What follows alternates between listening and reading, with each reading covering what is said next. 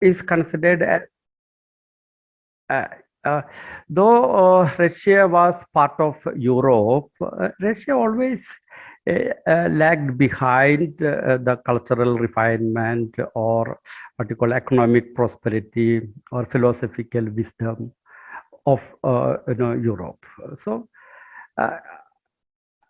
in fact, Peter the Great, to a certain extent, realized that he initiated what we call it Westernization program.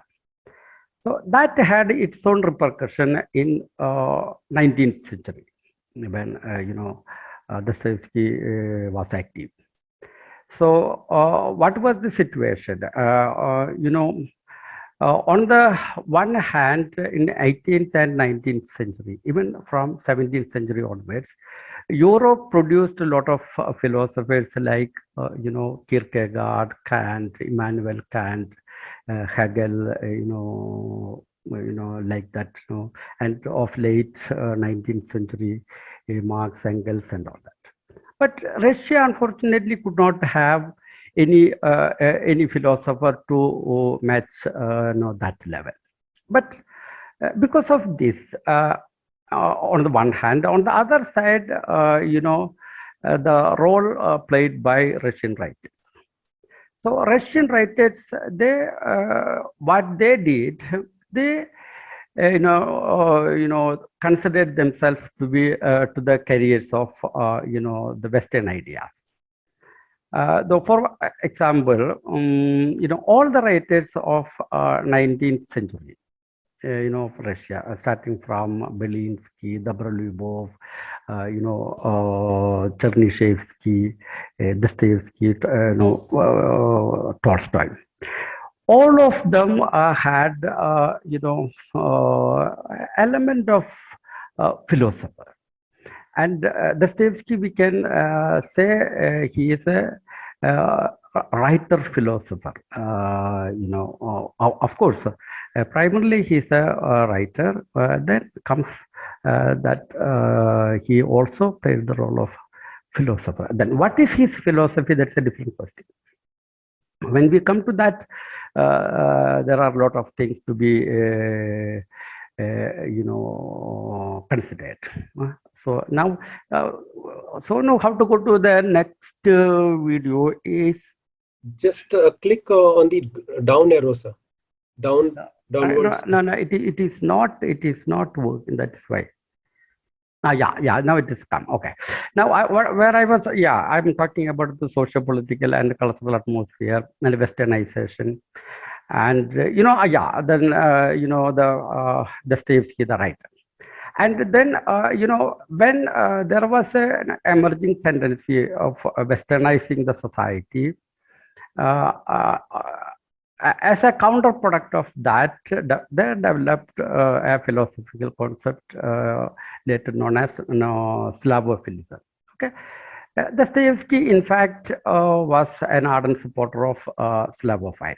So that we can just keep in mind. That anyway, that doesn't come to picture as of now. And now. The mixture of philosophy and literature. Dostoevsky primarily, when he started his literary career, he was rather concerned about unraveling the human psychology. And there's a quote, maybe next slide. He wrote to his brother, it is worth spending one's whole life, digging what is inside human mind. I'm just, telling the meaning of what is wrote to his brother, and that shows how interested he was in human psychology. And at the same way, to that extent, he was also interested in philosophy. That we can see. I don't remember now, but. When he came out of Siberia, in his first letter, he wrote to his brother almost half a page full of names of books, including Hegel and Feuerbach. All those books He particularly he mentioned, I want to send that. Without these books, I would not have life. Okay, that was his interest in philosophy. And now, uh, quite often we say Dostoevsky's fiction is philosophies in action. You can really see that, when you read Crime and Punishment and all. This collision, this two or three, prevailing concept, no, philosophical ideas coming in contact, direct collision, engaging into duel in the stage. That is the feeling we have when we read any of Dostoevsky's works. Maybe two or three ideas in the stage. They are really, we have the feeling they are physically, fighting for, the victory. Yeah, that is the impression we have when we read the conversation between Raskolnikov and Sonia. Quite often in all other works also, his nihilistic Kirillov, another character Hippolyte, or Ivan and Alusa.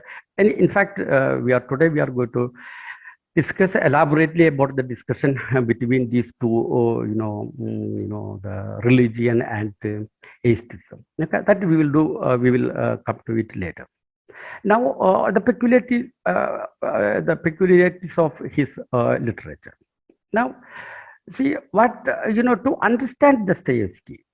Since what we told, his fiction is, philosophy in action. That implies what that implies. Now, there will be multi-voicedness in his fiction. What Buxton in his book Problems of Poetics of Dostoevsky, he defined is as polyphony. Or polyphony means two or three multiple characters, they coming to the stage and all of them speak their own, and other without any partiality, and other give equal importance to all the characters without intervening to muscle out someone, or hero or anti-hero. So that created a lot of confusion among the readers, because quite often we misunderstood, or the average reader misunderstand Dostoevsky. When we read Crime and Punishment, we have the feeling that he supported Raskolnikov. And like that, or he supports Sonia. In fact, I have different understanding. And the Crime and Punishment, his main idea is to show that, to criticize Sonia. It's not a Raskolnikov. Raskolnikov, for his mental framework, he can accept, but he could not accept Sonia. That is that is his attitude. But an ordinary reader may not understand that. They may get confused. So that is one aspect. This we have to keep in mind while analyzing any of the works of Dostoevsky. Now, then the elements of existentialism. This quite often we say he is a founder of the philosophy of existentialism. From that, his first work after his Siberian life, that is The Man from the Underground. It is nothing, but he just come out.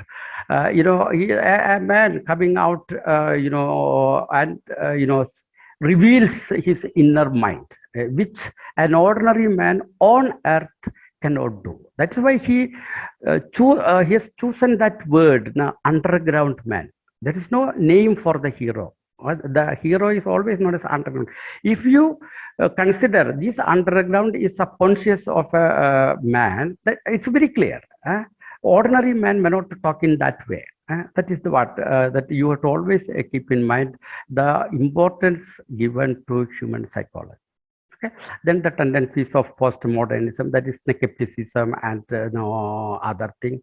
I attended some seminars where they also say, the elements of postmodernism be traced in the works of Dostoevsky. And then, at most, he's known mainly for his psychological novel fiction. So here I have the feeling I have to quote it. Man is a mystery. It must be unraveled. And if it takes a whole lifetime, don't say that is a waste. I'm preoccupied by this mystery because I want to be a human being. This is what 18-year-old Dostoevsky wrote to his brother when he just completed, his engineering. Not yet even he completed, even before that, he was pursuing his studies. At that point of time, he was so preoccupied by human psychology. So let's keep this. Now, let us come to our today's topic. I don't know how much time I took. Now, this today's topic, let us say it is from Bratya Karamazov.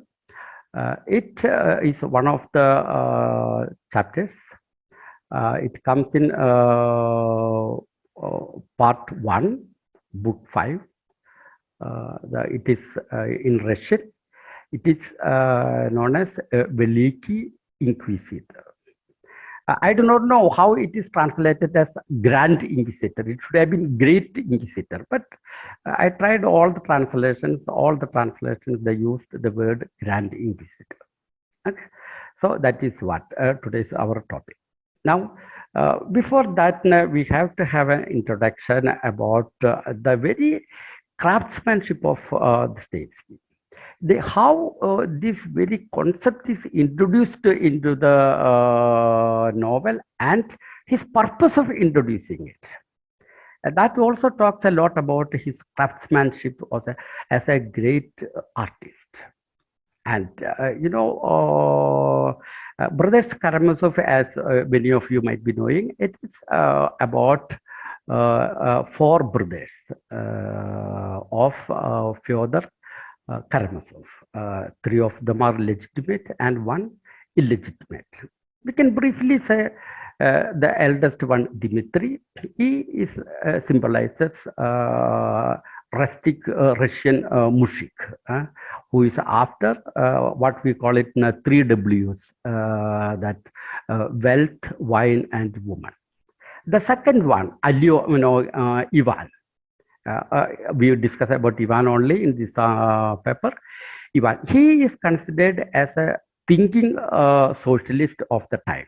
In the novel, in the first few pages, he is described as a uchoni in Russian. He is described as a uchoni, we can say a philosopher, and he has already his writings now acclaimed in society. That is his stature. And then we come to the third brother is Alyosha. He represents Russian Orthodoxy. He wanted to continue his career as a priest. He followed the philosophy of Father Sosima.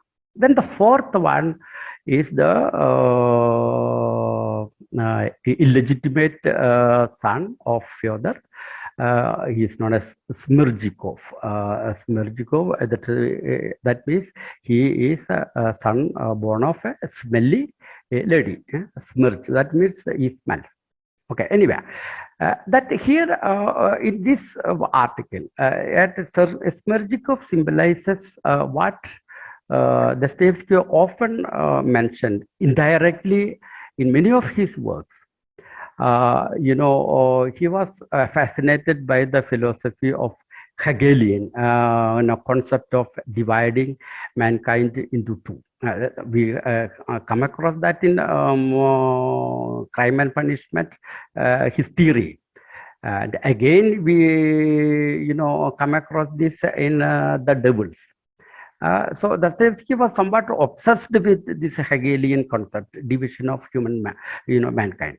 And see, at that time, at the same time, then comes the idea of socialism. So he had his own difficulties to, accept that.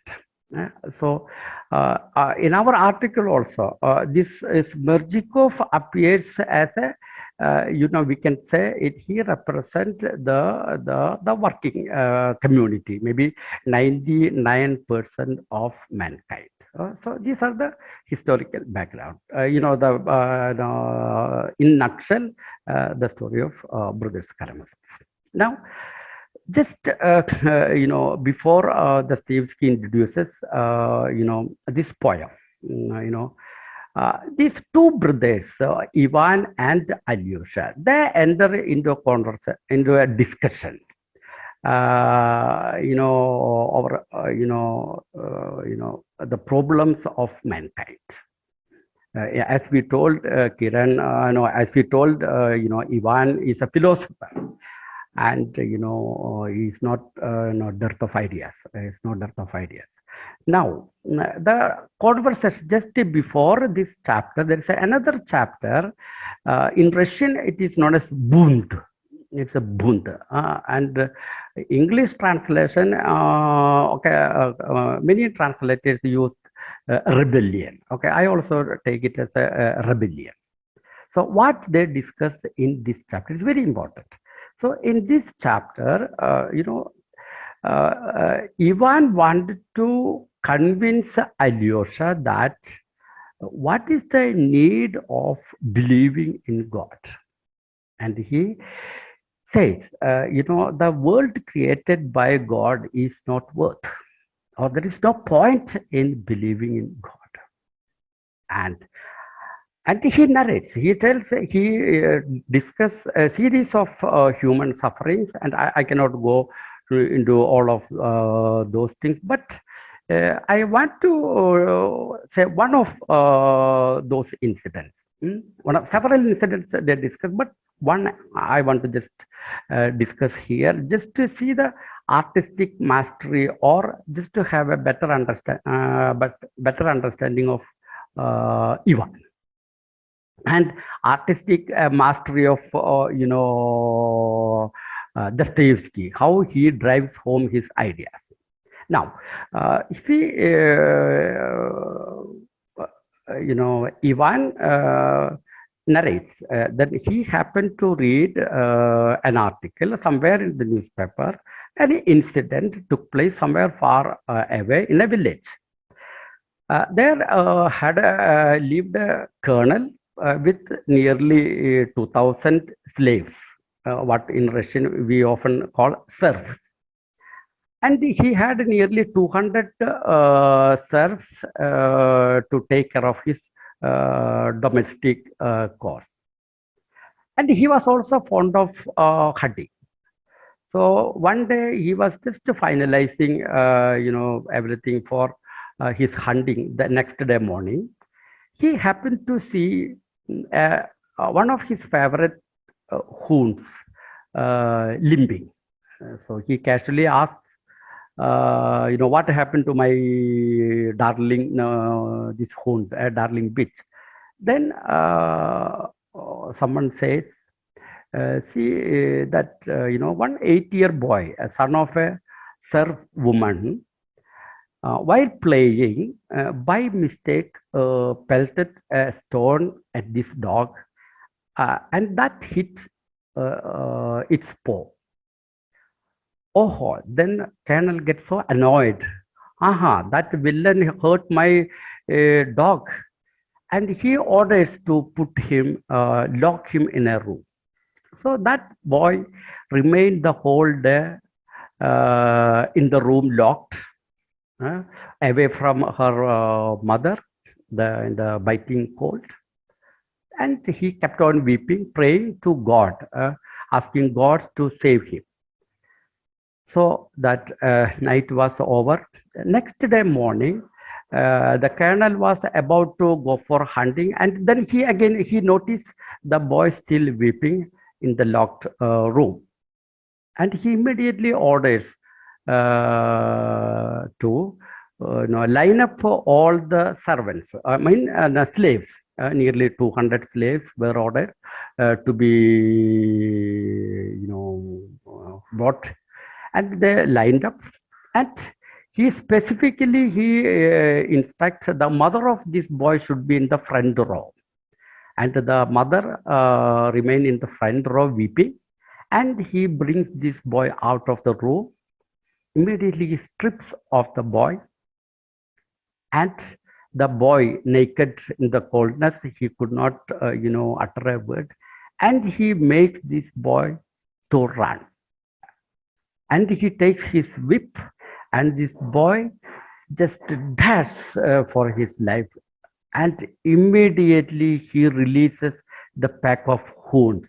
And this boy was torn into pieces right in front of his mother. And narrating this, Ivan asked Alyosha, what we are supposed to do with that kernel? Can the mother of this boy pardon, forgive the kernel in the name of Christ? And then he says, no, I cannot. Even the Alyosha, after biting his teeth, he utters that this kernel should be shot down. And then he raises the question to Alyosha, if your God cannot save such an innocent boy, what is the point in believing in God? And he says, Alyosha, the earth is soaked. Earth is soaked with tears of such innocent boys, innocent human beings. So I just don't want to be part of this world. I don't want to accept this world. And he was say, I want to return my ticket at the age of 35. That means he prefer to commit suicide rather than remaining with unavenged injustice and miseries of human beings. Then, now, while discussing this last stage, then Alyosha brings in. Alyosha asks, have you forgotten there was a man, Christ, who sacrificed his life for the sake of mankind? And then Ivan says, yes, I remember. I was expecting you to bring it. You should have brought it quite earlier.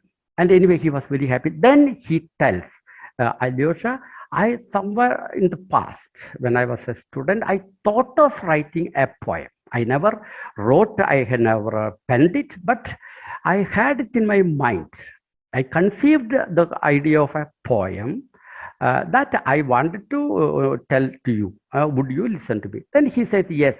And then Alyosha, he talks. And Ivan explains. The title of his poem is Veliki Inquisitor. That means a great inquisitor. So this poem, his introduction, I'm repeating. He says his poem takes place in Spain, in a place called Seville, in 16th century, during the time of Inquisition, when Roman believers, Roman faith used to annihilate, kill, eliminate, the voice of Roman faith. So that was the beginning of his poem. Now let us go to that. Just a minute. I want to share a video.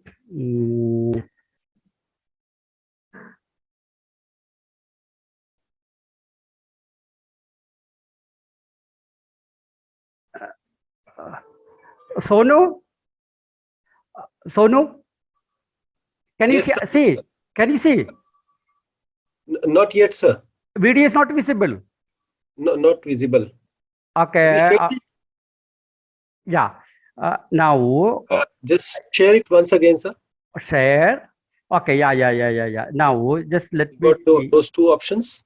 Yeah. No. Before that, let me call the video.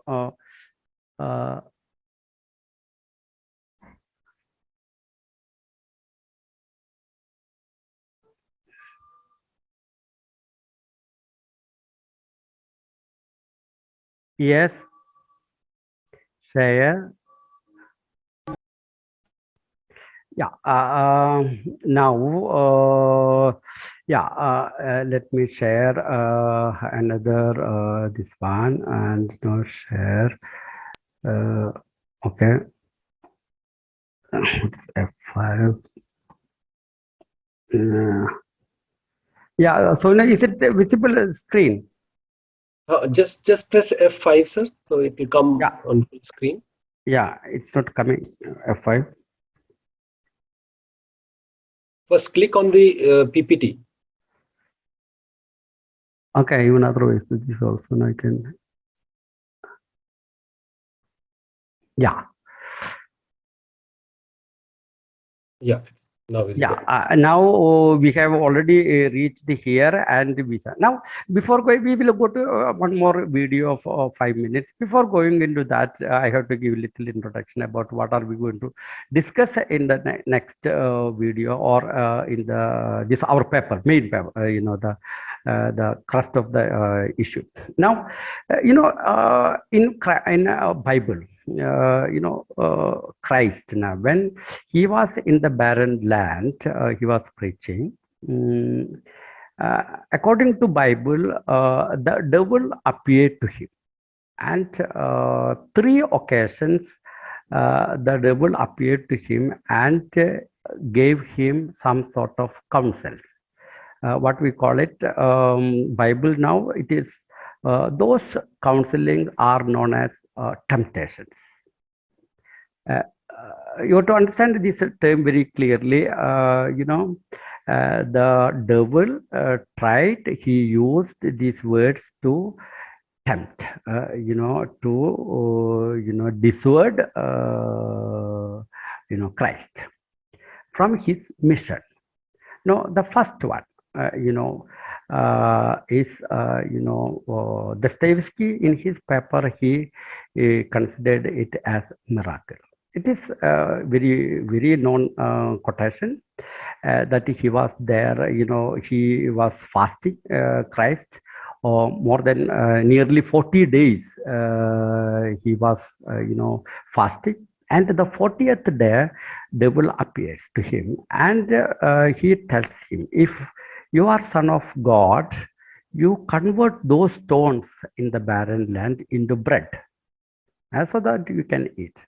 So people also follow you, and you need nothing. You need not have to educate them. If you convert these stones into bread, they will blindly follow you. You can establish your kingdom on earth. But then Christ says man cannot live by bread alone. It's a very famous quotation. Okay, that is the first quotation. Dostoevsky considers it as a miracle. And then again, the devil reappears to Dostoevsky. Reappears to Jesus Christ and takes him to the pinnacle of a temple and asks him, please, you just jump off from here down, so that the angels from heaven will come and protect you and take you in their hands, right in front of the people. Mm. And if people see this miracle, that now God, the angels are coming and now protecting you, and they will definitely consider you as God, and they will definitely follow you. And then again, Jesus refused. He declined that, and he said, "You one shall not put the Lord, your God, to the test." Means one should not believe or one should not dare to test the God he believes in. And then the third temptation, this is a very important one.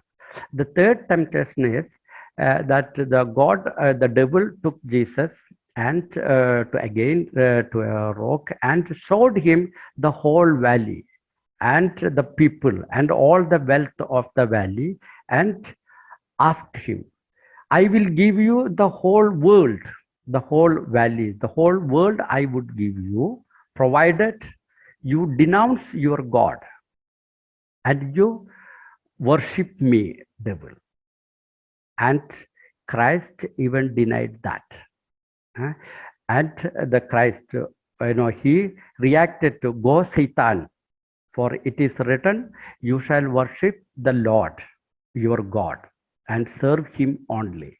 And he rejected these three offers made by Satan or the devil. And now these three offers you keep in mind. One is miracle, the another one is mystery, that you're doing some mystery, and the other one is the sword of Caesar, that authority. Now, the implication of these temptations are that the authority, it is very clear that the authority, what the power, the political power, that power was rejected by Jesus Christ, but that accepted, the Roman Church accepted that from the hands of the devil.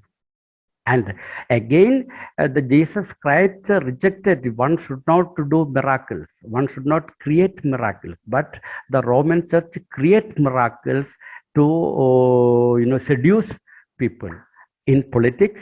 And the politicians or maybe various ideologies, they talk about the miraculous future. They also talk about the miracles in the future. For example, in simple terms, once they voted into power, they can bring about miracles. That's what. And the other thing, the first one is about the bread, all these, not the material world. You tempt people with material world. That is what, again, that is what Christ rejected. But again, Rome, the Catholic Church, accepted that from the hands of the devil, and they offer material gains to their disciples. They offer, the bread, the material gains, the way the modern politics. Okay, this we keep in mind. And now let us go to the argument, between the Grand Inquisitor and the Jesus Christ, who was put in prison. That day, what happens in the night, the Grand Inquisitor comes to the prison and he engaged into a monologue with Christ. Now, let us see that we will have now more effect. Okay. Just a minute. Sonu, I have to stop this one sharing. Then share. Just let me go to.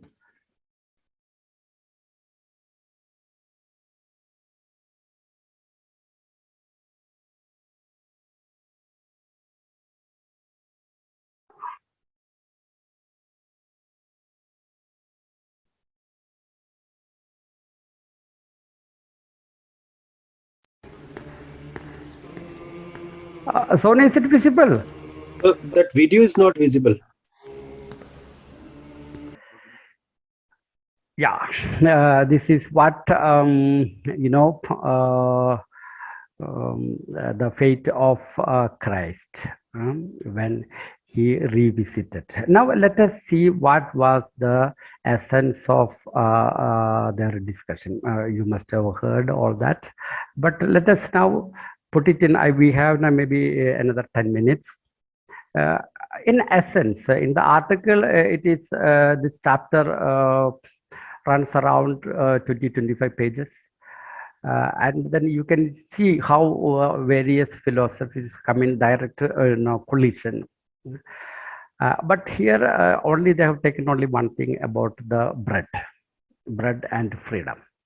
That is the crust of the issue. Now, again, sorry, let me share it once again.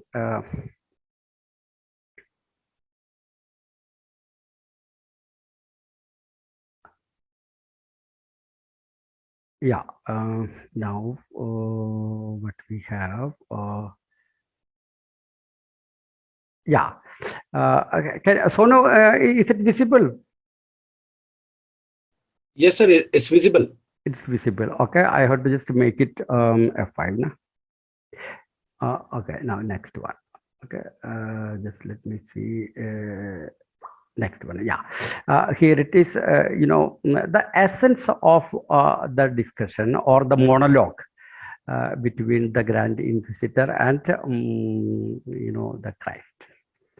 Now, what is here? Now, I already touched upon Dostoevsky's fascination with mankind, division of mankind, the Hegelian concept of two types of man. And again, here that aspect come into picture. Here, what the Inquisitor says, the Christ failed to understand the human being. Christ failed to understand the working of human mind. He rather, elevated human being into a higher level of his level. At that higher level, maybe a percentage of mankind can think of freedom and they can enjoy freedom, like the Inquisitor himself. The Inquisitor himself, he says, I do like the Jesus Christ fasted. I do, tried to live without food. I do did the penance to live without the material, away from material world. But how many or the what percentage of mankind can follow that? And he says, he reminds Christ where Christ failed. Christ ignore the majority of mankind. The majority of mankind are not interested in freedom. They are concerned about only bread. And whoever says or whoever gives them bread, they will surrender their freedom to those who offer them bread. And those who deal with bread can enslave mankind.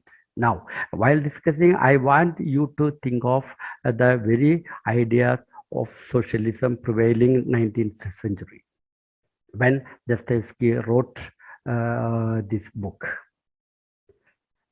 So, and here we have to keep in mind here who is the one talking, who is the one accusing Christ of the about his mistake. It is Ivan the socialist, and he wanted to convince Alusa that Christ no more has any role to play. No more freedom has relevance to mankind.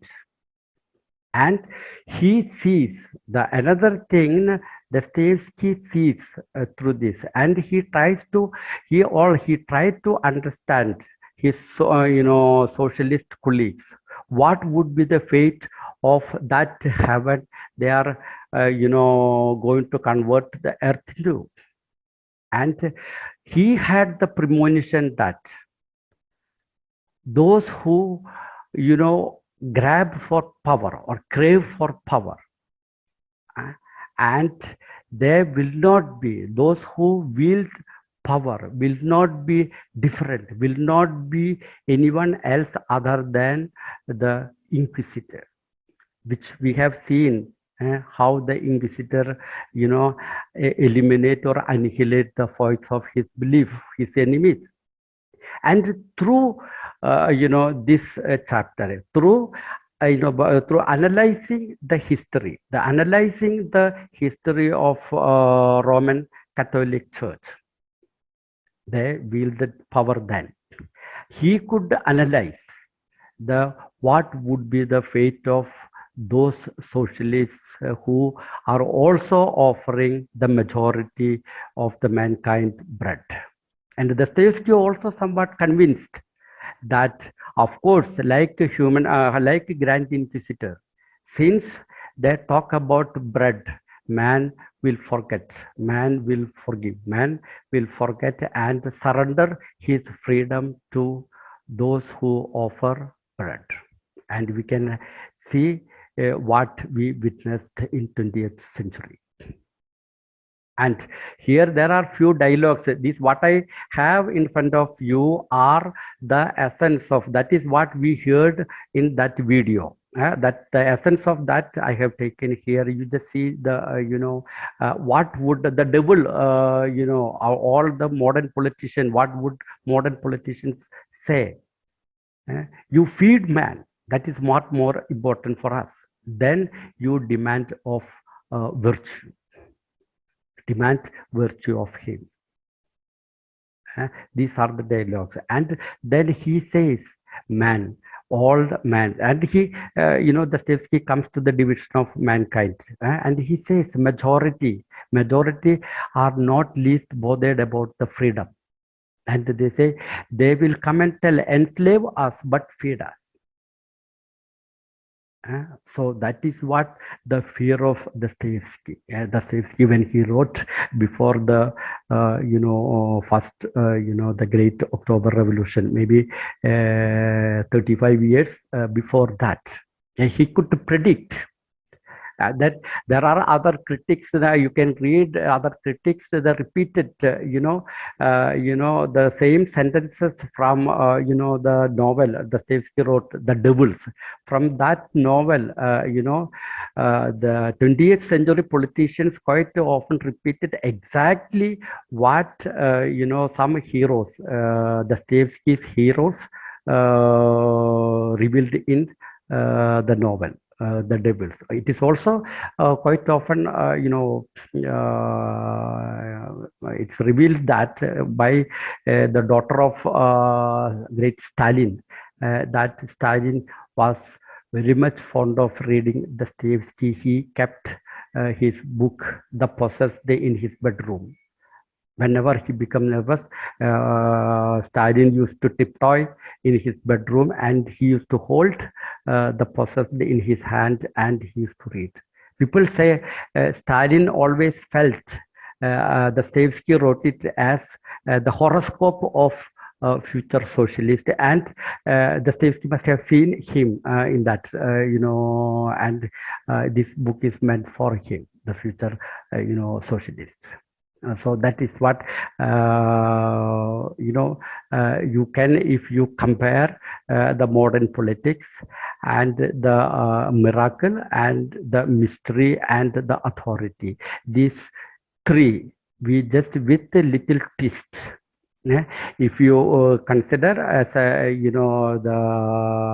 material gain and the unbelievable achievements and the sword of Caesar, right? Authority.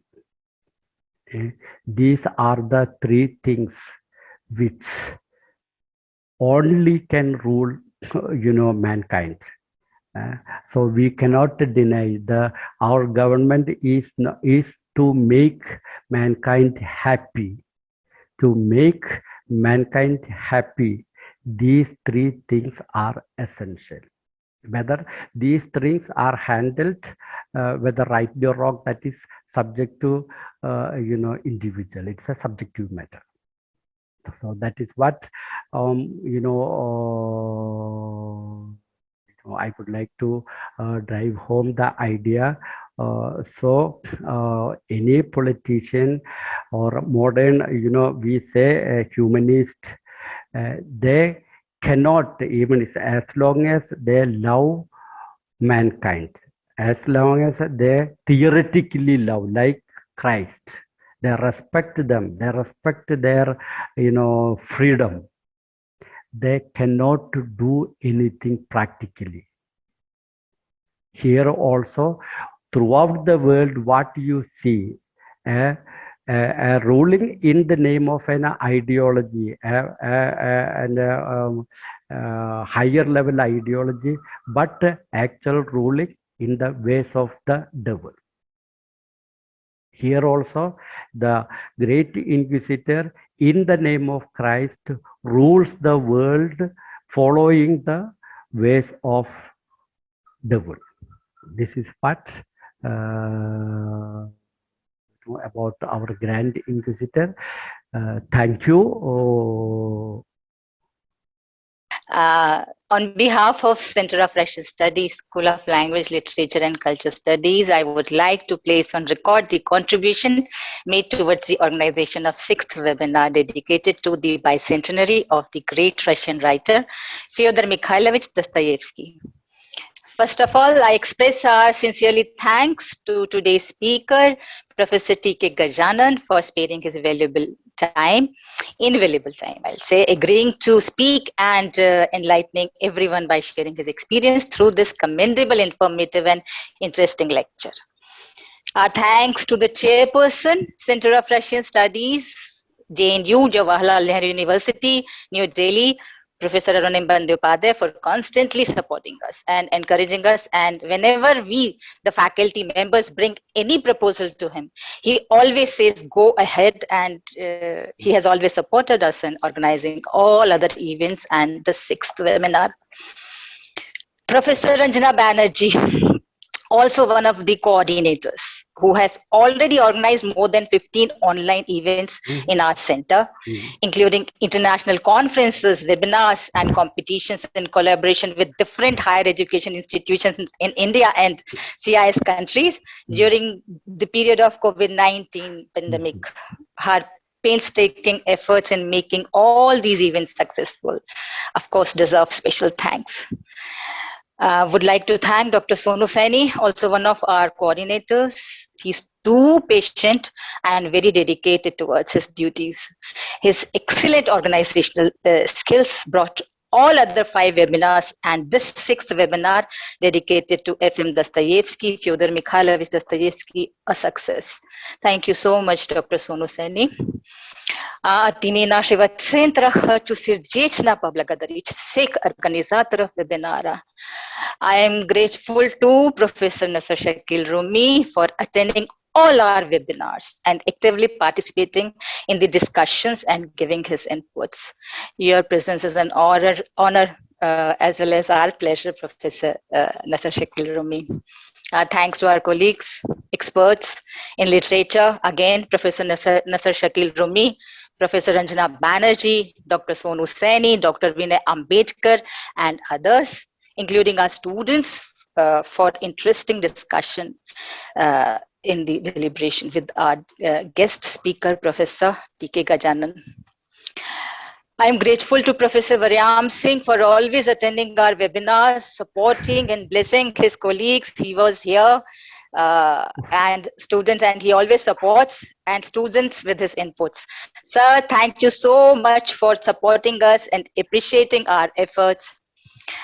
Sincere thanks to our distinguished guests, colleagues, scholars, and students from India and other countries, including Russia, Kazakhstan, Kyrgyzstan, Brazil, Moldova, Ukraine, Uzbekistan, for their active participation in this webinar. От имени нашего центра и организаторов хочу сердечно вас всех поблагодарить. Выражаю вам искреннюю благодарность. Thank you all. Спасибо вам.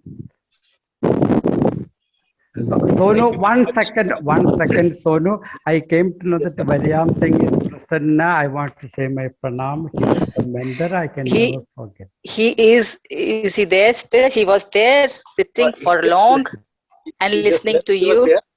He just left. That means he was listening to you. After hearing his word, I cannot go without saying no pranam to him.